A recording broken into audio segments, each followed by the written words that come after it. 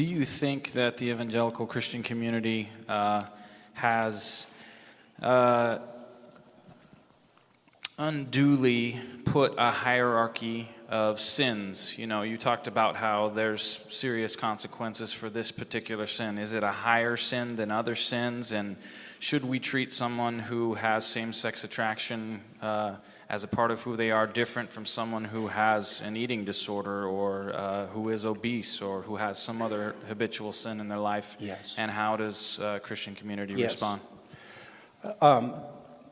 We should treat people who have habitual sin issues with deep compassion and help. We should reach out and say, is there anything the church can do to help you? You shouldn't be fighting this by yourself. You need people around you that love you, that can weigh in and help you. If a person stays in the church and says, I don't give a darn, I don't care if what I'm doing is wrong, well, you got a discipline problem then. That's a whole different animal. Are all sins equal? No, they're not. Some sins are more grievous than other sins. Jesus made this clear in Matthew 23:23 when he said there are greater and lesser matters of the law. Homosexuality and sexual promiscuity and adultery are worse sins than many others except for murder and theft, because sexual sin in the Bible is a more serious matter than a number of other sins that are discussed. You look at the way sexual sin is treated, and it's not treated lightly. It's treated with a great deal of seriousness, because if you go wrong there, it can really mess up the rest of your life.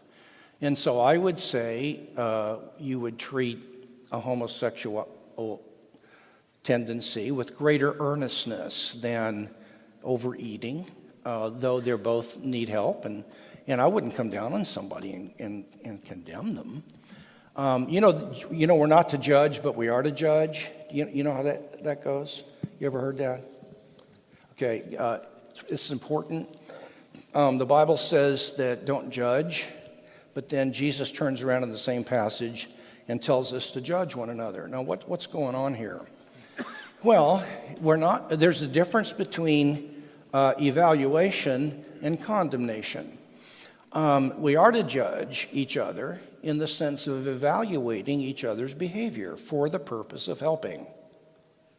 So we are to judge one another in the sense of saying, old Smith over there hasn't been treating his wife well, and I hate to tell you this, guys, but we got to talk to him. That requires a judgment. But you're not judging him so you can put him down and elevate yourself over him.